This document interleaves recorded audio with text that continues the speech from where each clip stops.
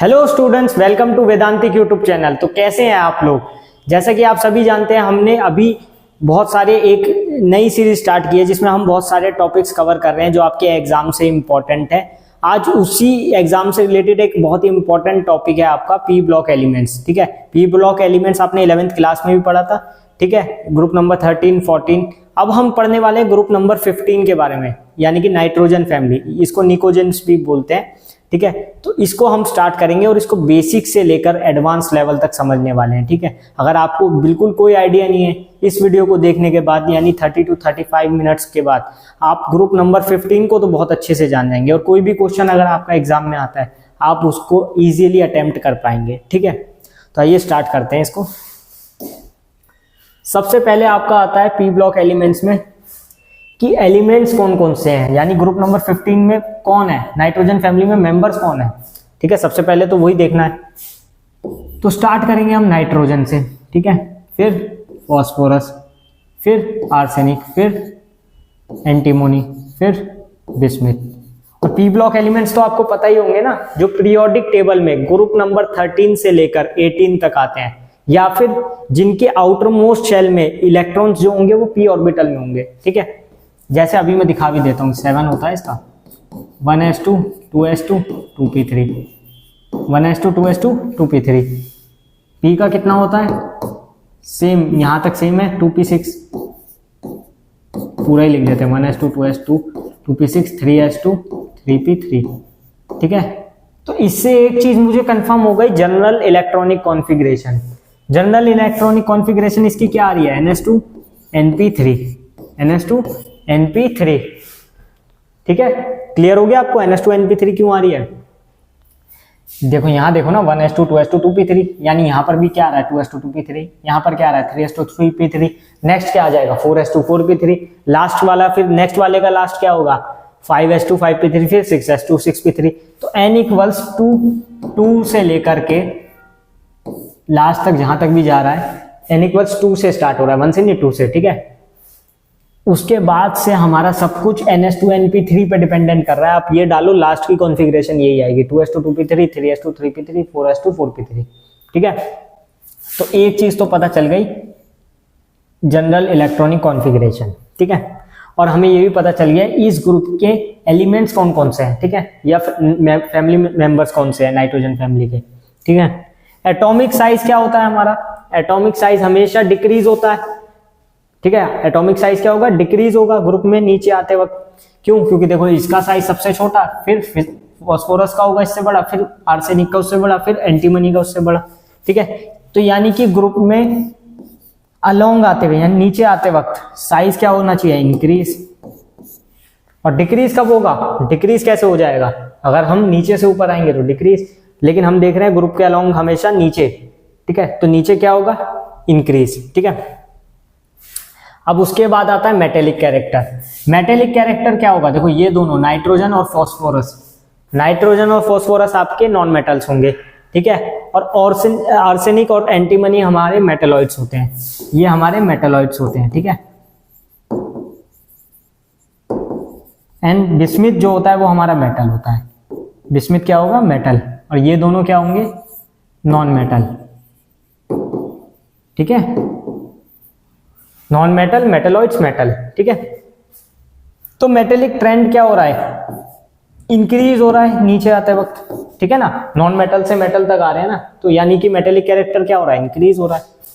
और हाँ, इसमें एक चीज हो रहा है, आयनिक रेडियाई। अब एटॉमिक साइज तो हमने देख लिया, डिक्रीज हो रहा है, इंक्रीज हो रहा है नीचे आते वक्त। ठीक है, अब आयनिक रेडियाई का क्या होगा, एक बार उसका भी देख लेते हैं।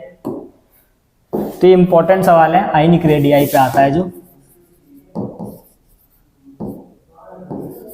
आयनिक रेडियाई का देखो ऑर्डर कैसे होगा, होना क्या चाहिए, आयनिक रेडियाई का भी ऐसे आपको लगेगा, होना तो यही चाहिए कि नीचे आते वक्त इंक्रीज कर रहा है, लेकिन ऐसा नहीं होता है। अब क्योंकि नीचे मेटेलिक कैरेक्टर बढ़ रहा है, तो मेटेलिक कैरेक्टर बढ़ने की वजह से क्या होगा, उसका इलेक्ट्रॉन देने की टेंडेंसी भी तो बढ़ जाएगी। जैसे नाइट्रोजन है, नाइट्रोजन आपका 3 नेगेटिव। ठीक है, ये क्या कर रहा है, इलेक्ट्रॉन एक्सेप्ट कर रहा है। ठीक है, फिर क्या आता है, फॉस्फोरस आता है, इसका भी इंक्रीज हो रहा है, फिर आर्सेनिक आता है, इसका भी इंक्रीज हो रहा है, जो भी इस पे चार्ज हो वोटेवर। ठीक है, उसको आप देख लेना। मैं तो लिख रहा हूं सिर्फ आपको दिखाने के लिए, ठीक है। इसका ऑर्डर इस टाइप से होगा, एंटीमनी फिर बिस्मिथ, क्योंकि ये इलेक्ट्रॉन दे रहे हैं तो इनकी आयनिक रेडियाई क्या होगी, डिक्रीज होगी, क्योंकि इन्होंने इलेक्ट्रॉन दे दिया, ठीक है, लूज किया, और जिसने एक्सेप्ट किया उसका आयनिक रेडियाई इंक्रीज हो जाएगा। That means nitrogen, phosphorus, arsenic, यहां तक तो सेम था कि इंक्रीज कर रहा था यहां तक, आर्सेनिक तक। उसके बाद मेटेलिक कैरेक्टर जैसे जैसे बढ़ा तो उनका जो आयनिक रेडियाई था वो नाइट्रोजन से भी कम हो गया, ठीक है। तो ये ऑर्डर आपको याद रखना है, ये याद ही रखना है और कोई ऑप्शन नहीं है, ठीक है।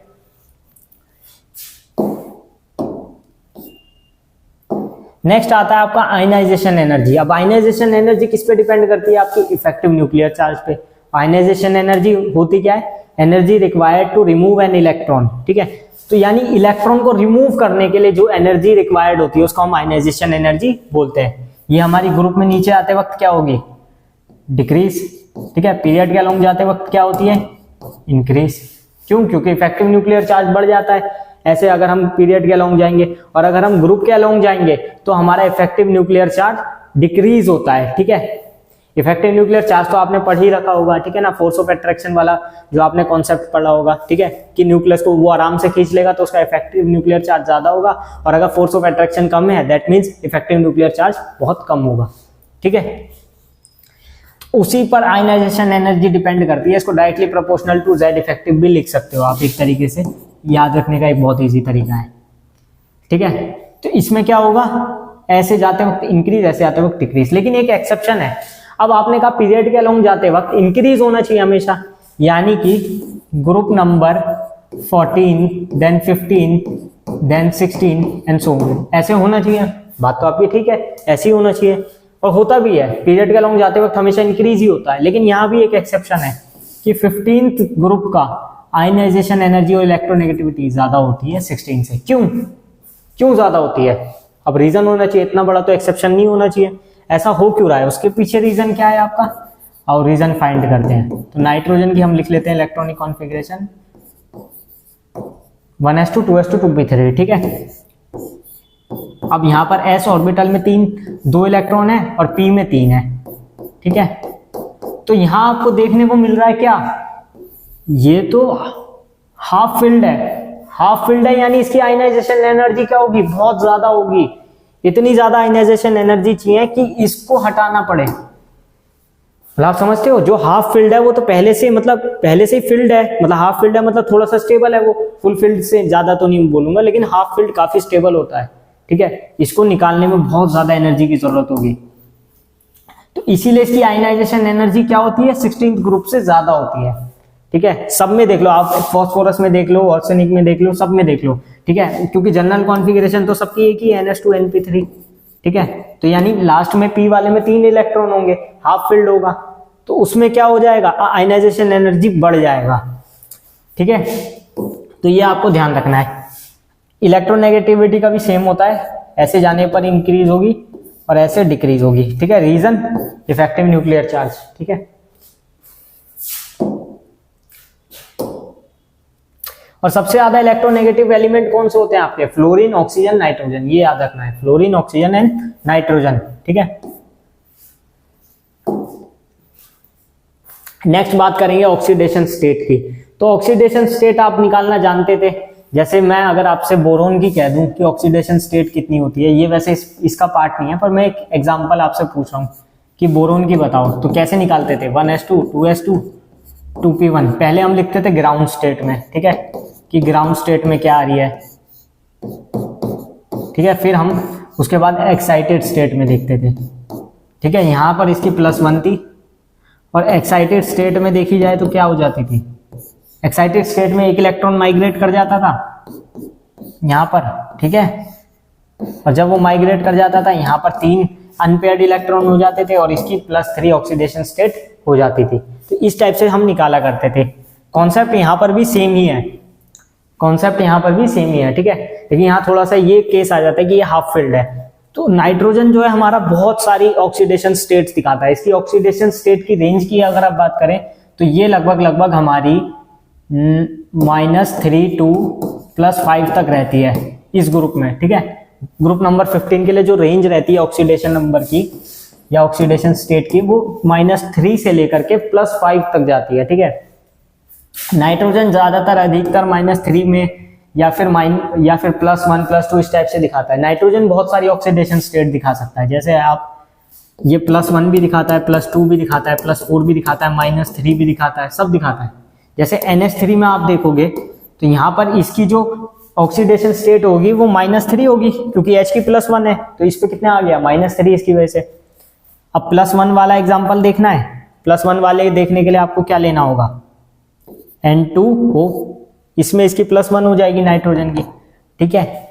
अगर मैं ले लूं NO2 तो यहाँ +4 हो रही है, ठीक है। तो आप देख रहे हो ना, ये अलग अलग ऑक्सीडेशन स्टेट दिखा रहा है। अलग अलग क्यों दिखा रहा है, क्योंकि उसका नेचर इस टाइप का है, ठीक है। और नाइट्रोजन आपका कभी भी 5 बॉन्ड नहीं बनाता है, नाइट्रोजन आपका 5 बॉन्ड नहीं बनाता है। इसकी मैक्सिमम वैलेंसी जो रहती है, मैक्सिमम कोवैलेंसी कितनी होती है, +4, ठीक है। ये 5 बॉन्ड आपके नहीं बनाएगा। हाँ, फास्फोरस आपके 5 बॉन्ड बनाएगा, जैसे PCl5, ठीक है, PCl3, फास्फोरस तो सब बना लेता है, ठीक है। यहाँ +5, यहाँ +3, ठीक है। फास्फोरस बना सकता है 5 बॉन्ड, लेकिन नाइट्रोजन नहीं बना पाता है। और नाइट्रोजन आपका मल्टीपल p-pi बॉन्ड दिखाता है। क्या दिखाता है, मल्टीपल p-pi बॉन्डिंग।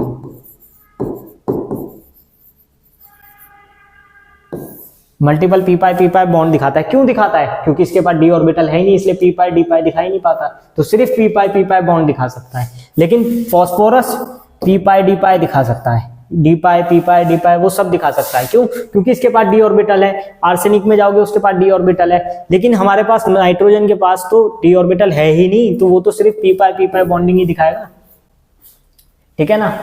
तो ये सब आपने देखा। फास्फोरस की भी बहुत सारी ऑक्सीडेशन स्टेट हो गई, जैसे +5 है, +3 है, ठीक है। ये डिपेंड करते हैं कि किसके साथ ये अटैच होके बॉन्ड बना रहे हैं, उसके बेसिस पे इनकी ऑक्सीडेशन स्टेट डिसाइड होती है, ठीक है।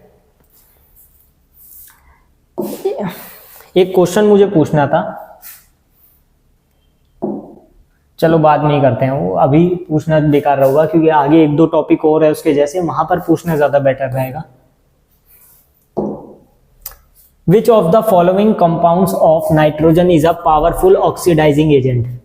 अब हमसे ऑक्सीडाइजिंग एजेंट पूछा है, वो भी पावरफुल। तो आप ऑक्सीडाइजिंग एजेंट, हमने रिडॉक्स रिएक्शन पढ़ा था, उसमें आपको बताया था कि ऑक्सीडाइजिंग एजेंट कौन होता है, जो खुद को क्या कर ले, रिड्यूस कर ले और दूसरे को ऑक्सीडाइज कर दे। ऑक्सीडाइजिंग एजेंट का मतलब यही होता है ना, जो खुद रिडक्शन करे, खुद का रिडक्शन कर ले और दूसरे को ऑक्सीडाइज कर दे, ठीक है। इसका मतलब तो आप समझ गए। तो यानी जहां पर भी ये रिड्यूस हो रहा होगा वो बेटर ऑक्सीडाइजिंग एजेंट होगा, समझ गए ना। जो क्या करेगा, रिड्यूस हो जाएगा, ठीक है। और सबसे जो बेकार ऑक्सीडाइजिंग एजेंट होगा वो कौन होगा, जो रिड्यूस ही ना हो सके। तो रिड्यूस होने का मतलब क्या होता है, जैसे +4 है तो ये क्या करेगा, इससे कम स्टेट पे आ जाएगा। +2 है तो इससे कम स्टेट पे आ जाएगा। यही तो होता है रिडक्शन का मतलब, तो यही होता है ना कि लॉस, रिडक्शन का मतलब क्या होता है, गेन ऑफ इलेक्ट्रॉन, ठीक है, गेन ऑफ इलेक्ट्रॉन। तो गेन कब कर रहा है वो देखना होगा, ठीक है। और ये इससे प्लस से कम पे आ जाएगा। गेन करेगा कैसे, यहाँ पे मान लो इसने 2 इलेक्ट्रॉन गेन किए तो ये +2 पे आ जाएगा ना, तो कम हो गया ना। कम होने का मतलब वो प्लस चार्ज में कम है, ठीक है ना। इलेक्ट्रॉन में कमी नहीं आ रही है, इलेक्ट्रॉन तो बढ़ रहे हैं, इलेक्ट्रॉन बढ़ रहे हैं, तो ये इसका प्लस चार्ज कम हो रहा है ना। +4 से +2 आ गया। अब यहाँ +2 था, यहाँ इसने 1 इलेक्ट्रॉन एक्सेप्ट किया तो ये +1 पे आ गया, तो यहाँ तो ये कम हो गया +1 +2 से, लेकिन इलेक्ट्रॉन बढ़ गया, 1 इलेक्ट्रॉन एक्स्ट्रा मिल गया उसको। तो यही चीज हमको देखनी है। तो अब हम इसकी ऑक्सीडेशन स्टेट चेक करते रहेंगे। जैसे N2O में कितनी होती है, +1। पहले सिर्फ आप ये लिख लो, NCl3 में +3, NO2 में +4, ठीक है, NH3 में -3। समझ आ रहा है, ठीक है। तो अब देखो, ऑक्सीडाइजिंग करने के लिए उसको रिडक्शन करवाना है, यानी खुद को रिड्यूस करना जरूरी है। खुद को रिड्यूस कौन करेगा सबसे पहले, जो मैक्सिमम वैलेंसी पे हो, क्योंकि वो तो फिर वहां से ऑक्सीडाइज हो ही नहीं सकता, वो तो सिर्फ रिड्यूस हो सकता है। अगर मतलब मान के चलो नाइट्रोजन की मैक्सिमम कोवैलेंसी कितनी होती है, +4, तो क्या ये यहां से ऑक्सीडाइज हो सकता है, नहीं हो सकता, केवल रिड्यूस हो सकता है, ठीक है। केवल इसका रिडक्शन हो सकता है। इसको 1 इलेक्ट्रॉन दे दो, 2 इलेक्ट्रॉन दे दो, 4 इलेक्ट्रॉन दे दो और 5 इलेक्ट्रॉन दे दो, माइनस पे चला जाएगा। लेकिन अगर मैं इसमें से इलेक्ट्रॉन निकालना चाहूं तो वो नहीं कर सकता, ये +4 से आगे नहीं जाएगा, क्योंकि ठीक है इसकी मैक्सिमम कोवैलेंसी हो गई। तो ये हमारा सबसे पावरफुल ऑक्सीडाइजिंग एजेंट होगा यहाँ पर, ठीक है। कॉन्सेप्ट समझ गए आप? मतलब जो रिड्यूस हो सके वो ऑक्सीडाइजिंग एजेंट है, ठीक है, जो रिड्यूस ना हो सके वो ऑक्सीडाइजिंग एजेंट नहीं है, ठीक है। बाकी सब में भी देखते तो ये भी, इनका भी रिडक्शन पॉसिबल तो था। कैसे पॉसिबल था? जैसे इसमें 1 इलेक्ट्रॉन दे दो इसको तो 0 पे आ गया, ठीक है, 2 इलेक्ट्रॉन दे दो माइनस पे पहुंच गया, 2 इलेक्ट्रॉन निकालेंगे तो -1, ठीक है, यहां से 2 इलेक्ट्रॉन निकालो +1 पे आ गया, ठीक है। लेकिन ये कितना भी हो सकता है, ये तो कितना भी रिड्यूस हो सकता है, तो मैक्सिमम पे है ना, हाईएस्ट वैलेंसी पे है ये +4 पे, तो ये -4 भी कर सकता है और मतलब -5 -6 भी इलेक्ट्रॉन ले सकता है, मतलब इलेक्ट्रॉन ही कितने भी ले सकता है। रिडक्शन इसका बहुत अच्छे से होगा, दैट मीन्स इसका ऑक्सीडाइजिंग एजेंट यानी ऑक्सीडाइजिंग प्रॉपर्टी इसकी सबसे ज्यादा होगी, ठीक है।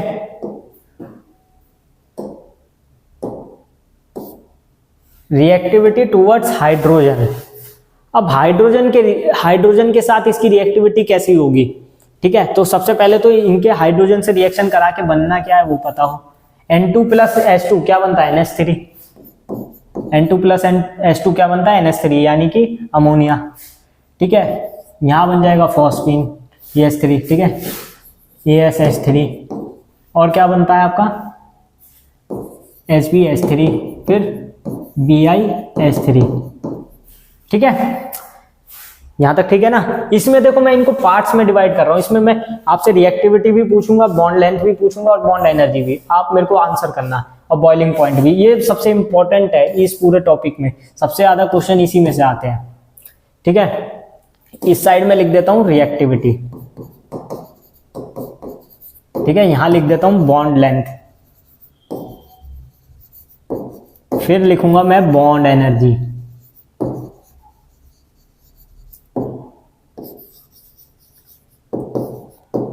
फिर क्या आता है आपका? चलो अभी पहले इतना ही करो, ठीक है, अभी पहले ये 3 ही करो, बाकी का बाद में देखते हैं, पहले 3 तो हो जाए, ठीक है। अब इस सब में आप देखो तो ये ड्रैगो रूल फॉलो कर रहे हैं, यानी इनकी कोई हाइब्रिडाइजेशन नहीं होती, किसकी? NH3 की नहीं, इन चारों की, ठीक है। लेकिन यहां पर उससे इसका कोई मतलब नहीं है, ठीक है।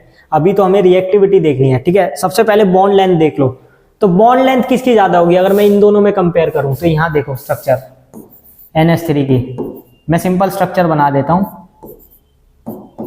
इस टाइप से, ठीक है, 2 लोन पेयर होंगे इस पे, मैंने सिंपल बनाई है, ठीक है, मैं वैसे इसके स्ट्रक्चर नहीं बना रहा हूं, सिंपल स्ट्रक्चर बना के अगर देखूं तो इस पे एक लोन पेयर है, ठीक है। PS3 पे देखो, ये रफली स्ट्रक्चर बना के देख लिया करो आप, ठीक है, यहाँ लोन पेयर है। तो अब देखो लोन पेयर रिपल्शन किस पे ज्यादा होगा?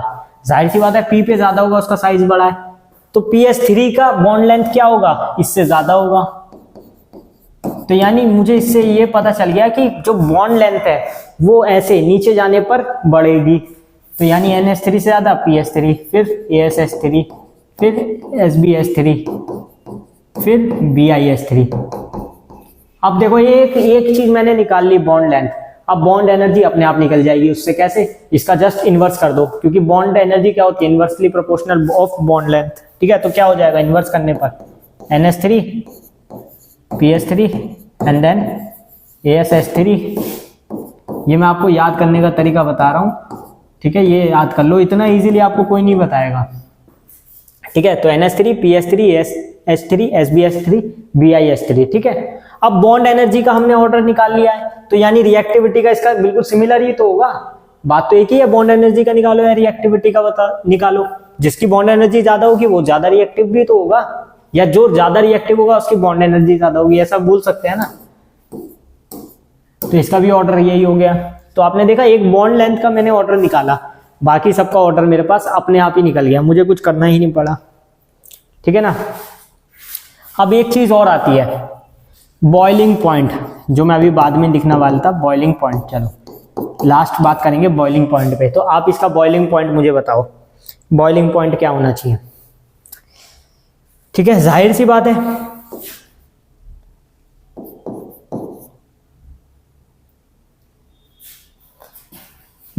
आप ये मत कर देना कि बॉइलिंग पॉइंट तो नीचे जाने पर इंक्रीज करेगा तो ये वाला ऑर्डर हो जाएगा NH3 PS3 SH3 SbH3 BiH3। बात तो आपकी सही है कि नीचे जाने पर बॉइलिंग पॉइंट इंक्रीज होना चाहिए, क्योंकि साइज इंक्रीज हो रहा है, क्योंकि बॉइलिंग पॉइंट डिपेंड किस पे करता है? इंटरमोलिकुलर साइज पे डिपेंड करता है, ठीक है, और वॉन डेर वाल्स फोर्सेस भी लग रहे हैं। लेकिन इसमें एक एक्सेप्शन आता है, एक्सेप्शन क्या है? NH3। आप सभी जानते हैं हाइड्रोजन बॉन्डिंग। हाइड्रोजन बॉन्डिंग क्या होता है? हाइड्रोजन जो 3 सबसे ज्यादा इलेक्ट्रोनेगेटिव एलिमेंट्स होते हैं, यानी कि फ्लोरीन, ऑक्सीजन और नाइट्रोजन के साथ मिलकर क्या बनाता है? Hydrogen bonding. और हाइड्रोजन बॉन्डिंग की वजह से इसका बॉइलिंग पॉइंट बढ़ जाता है। हाइड्रोजन बॉन्डिंग की वजह से इसका बॉइलिंग पॉइंट इंक्रीज कर जाएगा। किससे इंक्रीज कर जाएगा? PS3 और AS3 से। तो इसका अजीबोगरीब एक मैं लिख देता हूं यहां पर, आपको कंफ्यूजन ना हो, ठीक है। PS3 then ASH3 then NH3, ये याद रखना पड़ेगा आपको थोड़ा सा, ठीक है। एक्सेप्शंस को याद रखना ही पड़ता है, आप कितना ही समझने की भी कोशिश कर लें, बिना याद किए काम नहीं बनता, ठीक है। PS3 then ASH3 NH3 SbH3 BiH3, ठीक है। तो इस टाइप से आप याद रखेंगे। बॉइलिंग पॉइंट का क्या होगा? इसमें एक्सेप्शन कौन था? NH3 क्यों? Due to hydrogen bonding. Due to hydrogen bonding इसको बीच में डालना है, यानी इसका जो बॉइलिंग पॉइंट होगा वो फॉस्जीन से ज्यादा होगा, ASH3 से ज्यादा होगा, ठीक है। और इसका मेल्टिंग पॉइंट सबसे ज्यादा होता है NH3 का, ये याद रखना। Due to hydrogen bonding melting point बहुत हाई होता है, ठीक है।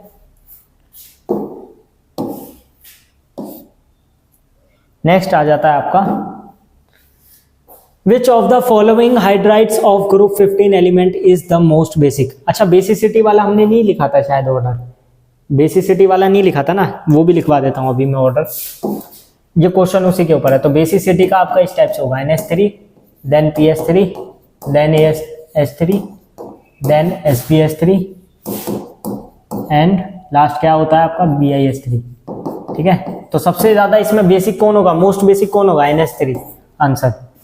बेसिसिटी का नेचर क्या होगा? डिक्रीज होगा, ठीक है।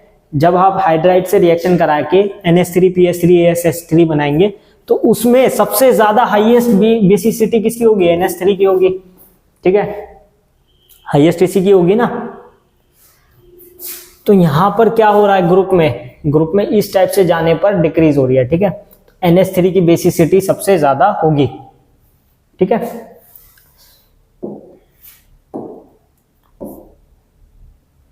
Reactivity towards oxygen. अब रिएक्टिविटी टुवर्ड्स ऑक्सीजन क्या होगी?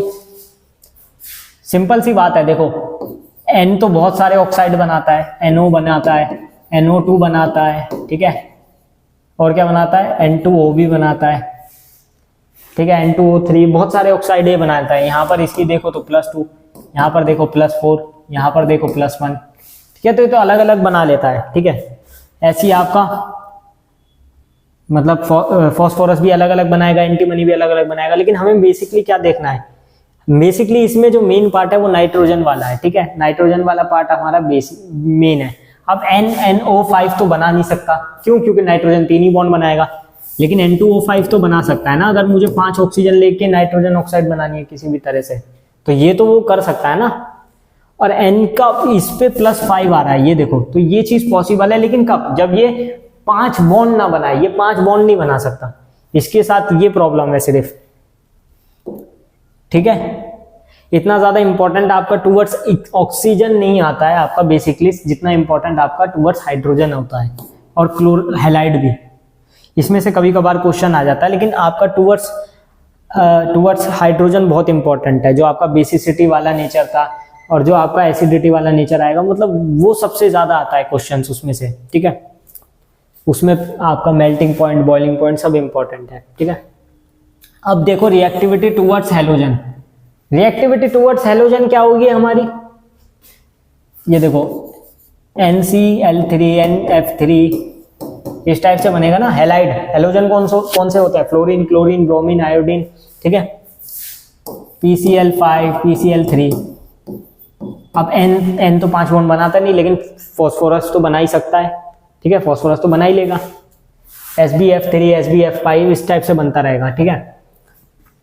अब इनकी एक खास बात होती है, क्या होती है?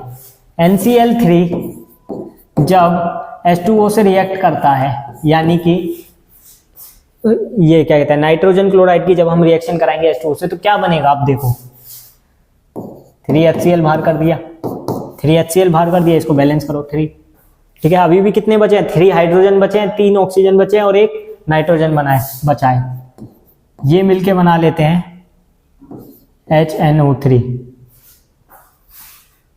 ठीक है, ये HNO3 बना लेते हैं नाइट्रिक एसिड, ठीक है।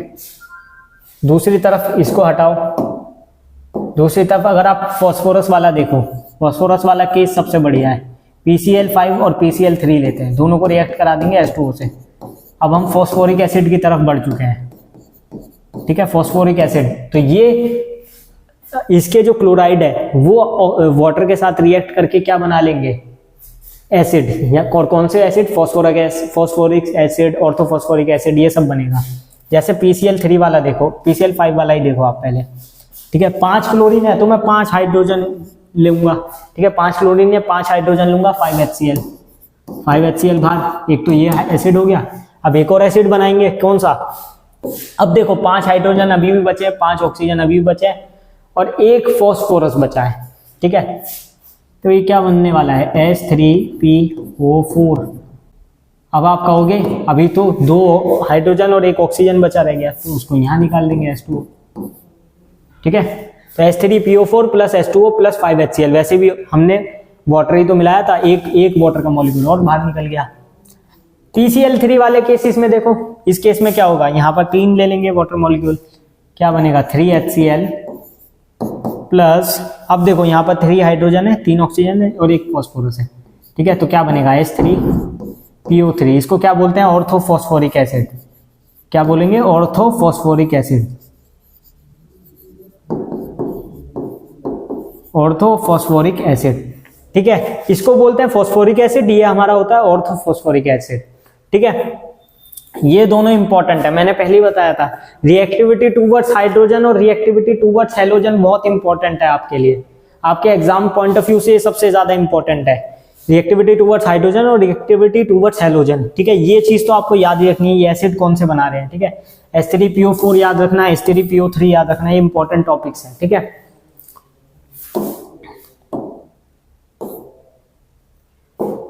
क्वेश्चन देख लेते हैं, क्वेश्चन क्या है, the acidic nature of oxides increases from N2O5 to BiO2O5, ठीक है। दिस इज बिकॉज, अब देखो ये कह रहे हैं कि एसिडिटी इंक्रीज कर रही है नीचे जाने पर, मतलब जब इनकी ऑक्सीजन से रिएक्शन करवाई तो N2O5 BiO2O5 मतलब बिस्मिथ तक जाने पर ये डिक्रीज क्यों कर रही है, मतलब इंक्रीज क्यों कर रही है, तो यानी कि N2O5 का कम है, ठीक है, फॉस्फोरस ऑक्साइड का कम है लेकिन बिस्मिथ का ज्यादा है।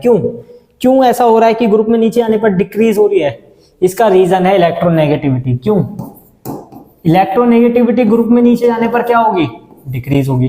अब देखो ऑक्सीजन खुद बहुत इलेक्ट्रोनेगेटिव है, ठीक है, वो नाइट्रोजन के साथ जब रिएक्ट करेगा तो वो अच्छा बॉन्ड नहीं बना पाएगा क्योंकि दोनों हाईली इलेक्ट्रोनेगेटिव हो गए। लेकिन जैसे ही ग्रुप में नीचे जाते रहेंगे तो सबसे नीचे जाएंगे तो वो सबसे कम इलेक्ट्रोनेगेटिव होगा, और जहां इलेक्ट्रोनेगेटिविटी डिफरेंस अच्छा खासा होता है वहां अच्छा बॉन्ड बनता है। तो यानी कि एसिडिटी नेचर किस पे डिपेंड कर रहा है, इलेक्ट्रोनेगेटिविटी पे, ठीक है। तो अब इसके ऑप्शंस पढ़ लेते हैं, the electronegativity decreases from N to Bi, ये तो सही है।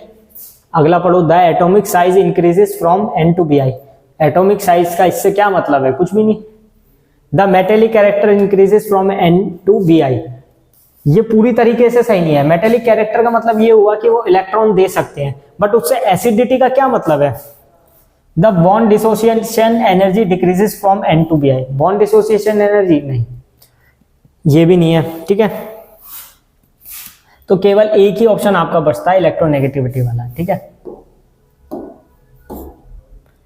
सो इसी के साथ आपका पी ब्लॉक एलिमेंट 15th खत्म होता है। इसमें मैंने जो भी मेन पार्ट्स थे उन सभी को कवर किया है और कोशिश की है कि आपके एग्जाम पॉइंट ऑफ व्यू से जो भी इंपॉर्टेंट टॉपिक्स है उसको एक साथ रखकर एक क्रमबद्ध तरीके में करवाया जाए, ठीक है।